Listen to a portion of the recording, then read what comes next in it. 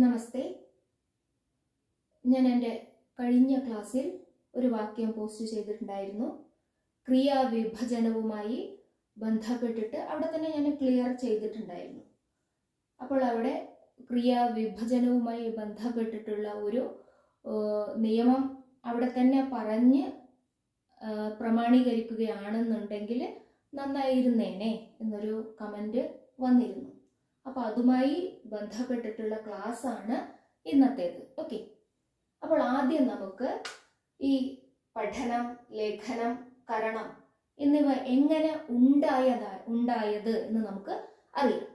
അപ്പോൾ ഇവിടെ പഠ എന്ന ധാതുവിനോടുകൂടി ല്യുട്ട് പ്രത്യയം ചേർത്തിയിട്ടാണ് പഠനം. അതേപോലെ ലിഖ് ധാതുവിനോടുകൂടി ല്യുട്ട് പ്രത്യയം ചേരുമ്പോൾ ലേഖനം. കൃ ധാതുവിനോടുകൂടി ല്യുട്ട് പ്രത്യയം ചേരുമ്പോൾ കരണം. അതുപോലെ ശ്രു ധാതുവിനോടുകൂടി ഈ ല്യുട്ട് പ്രത്യയം ചേർന്നാൽ ശ്രവണം, ഹസനം, അതുപോലെ വ്യാകരണം. ഇങ്ങനെ ഉള്ള പദങ്ങൾ, അതായത് പഠനം, ലേഖനം, കരണം തുടങ്ങിയ പദങ്ങൾ നമുക്ക് നിർമ്മിക്കാൻ പറ്റും. കേവലം പദങ്ങൾ എന്ന് പറഞ്ഞാൽ ഇവ നാമപദങ്ങളാണ്. മാത്രമല്ല ഇവ ഏത് ലിംഗത്തിലാണ്? നപുംസക ലിംഗത്തിലുമാണ്. ഓക്കെ, ഇങ്ങനെയുള്ള പദങ്ങൾ നിർമ്മിക്കണമെങ്കിൽ ഏത് പ്രത്യയമാണ്? ല്യുട്ട് പ്രത്യയം ആവശ്യമാണ്. ഇതൊരു തദ്ധിത പ്രത്യയമാണ്, അതായത് നാമപദം നിർമ്മിക്കാൻ ഉപയോഗിക്കുന്ന ഒരു പ്രത്യയം. ഓക്കെ, അപ്പോൾ ഇവിടെ ഞാൻ ഡീറ്റെയിൽ ആയി എഴുതിയിട്ടുണ്ട്. പഠ എന്ന ധാതുവിനോടുകൂടി ല്യുട്ട് പ്രത്യയം ചേർത്തു. എന്നിട്ട് ഈ ല്യുട്ട് എന്ന പ്രത്യയത്തിന്റെ സ്ഥാനത്ത് അൻ എന്ന ആദേശം അവിടെ വരികയാണ്.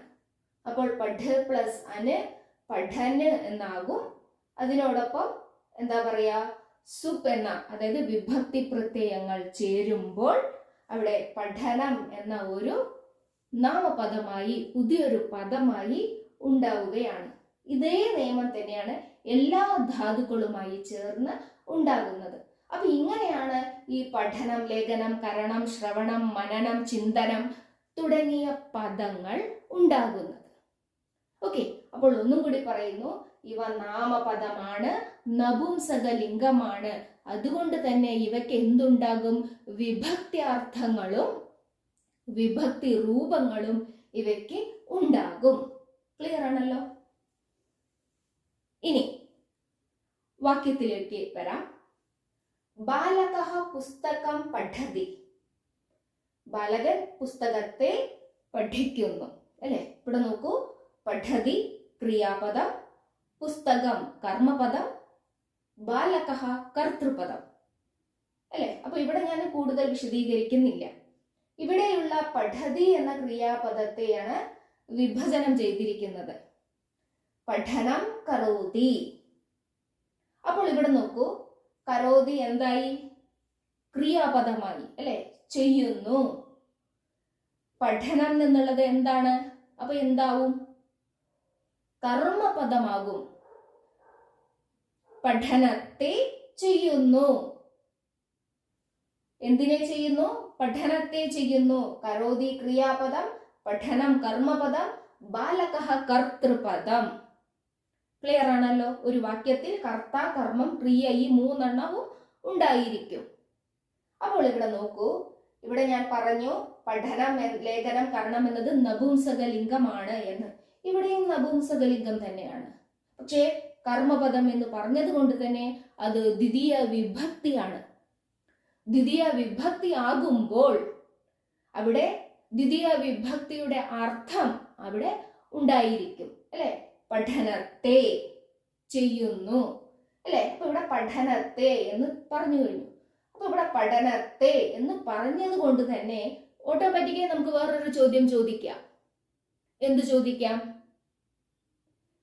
എന്തിന്റെ പഠനത്തെ ചെയ്യുന്നു, അല്ലെങ്കിൽ ഏതിന്റെ പഠനത്തെ ചെയ്യുന്നു ചോദിച്ചൂടെ?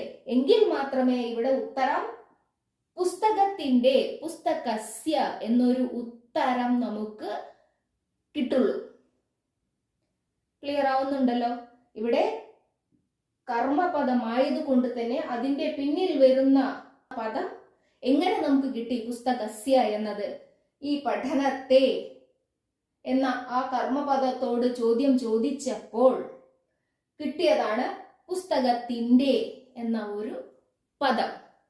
അങ്ങനെ പുസ്തകത്തിന്റെ എന്നൊരു ഉത്തരം കിട്ടുമ്പോൾ സ്വാഭാവികമായിട്ടും അത് ഏത് വിഭക്തിയാണ്? ഷഷ്ഠി വിഭക്തിയാണ്. അങ്ങനെയും നമുക്ക് ഷഷ്ഠി വിഭക്തി ഇവിടെ നമുക്ക് കൊണ്ടുവരാം. അതിനെ സിമ്പിളായിട്ട് പറഞ്ഞു എന്ന് മാത്രം. ഇവിടെ പുസ്തകം എന്ന ദ്വിതീയ വിഭക്തിയെ ഷഷ്ഠിയിലേക്ക് ക്രിയാപദം വിഭജിക്കുമ്പോൾ മാറ്റാമെന്ന് സിമ്പിളായിട്ട് പറഞ്ഞു എന്ന് മാത്രം. പക്ഷെ അർത്ഥം കൊണ്ട് നോക്കിയാൽ നമുക്ക് അവിടെ വിഭക്തി അർത്ഥം അവിടെ വരുന്നുണ്ട്. ക്ലിയർ ആണല്ലോ? അപ്പൊ ഇതുപോലെ തന്നെ ഇപ്പൊ ലേഖനം എന്നാണെങ്കിൽ എന്തിന്റെ ലേഖനം, കരണം, എന്തിന്റെ കരണം, അതായത് ദ്വിതീയ വിഭക്തിയുടെ അർത്ഥത്തിലാണ് ഇവ വരുന്നത് എങ്കിൽ അതിന്റെ പിന്നിൽ ഷഷ്ഠി വിഭക്തി ആയിരിക്കും ഉണ്ടാവുക. ഓക്കെ, ഇവിടെ പ്രഥമ ഇവിടെ നമുക്ക് എടുക്കാൻ പറ്റില്ല. പഠനം ചെയ്യുന്നു എന്ന് ഒരിക്കലും നമുക്ക് അവിടെ പ്രഥമയായിട്ട് ഇവിടെ സ്വീകരിക്കാൻ സാധിക്കില്ല. ഇവിടെ ദ്വിതീയയാണ്, പഠനത്തെ. ഇപ്പൊ സ്വാഭാവികമായിട്ടും ക്വസ്റ്റ്യൻ എങ്ങനെ വരും? എന്തിന്റെ, എന്ത് പഠനത്തെ ചെയ്യുന്നു എന്ന് ശരിയാണോ? അല്ല, എന്തിന്റെ പഠനത്തെ ചെയ്യുന്നു. അപ്പോഴേ ഉത്തരം പുസ്തകത്തിന്റെ എന്ന് നമുക്ക് കിട്ടുള്ളൂ. അങ്ങനെ പുസ്തകത്തിന്റെ എന്ന് കിട്ടുമ്പോഴാണ് അത് ഷഷ്ഠി വിഭക്തിയായി വരിക. ക്ലിയർ ആണല്ലോ? ഇങ്ങനെയാണ് ക്രിയാവിഭജനവുമായി ബന്ധപ്പെട്ട നിയമങ്ങൾ. ഓക്കെ, ഇത് എല്ലാ ഷഷ്ഠി വിഭക്തിയുടെ ബുക്കുകളിലും ഉണ്ടാവുമെന്നാണ് എനിക്ക് തോന്നുന്നത്. അല്ലെങ്കിൽ പഠിപ്പിക്കുന്ന അധ്യാപകൻ എന്താ പറയുക, പൃഥക്കായിട്ട് പഠിപ്പിക്കേണ്ടതായിട്ട് ഉണ്ട്.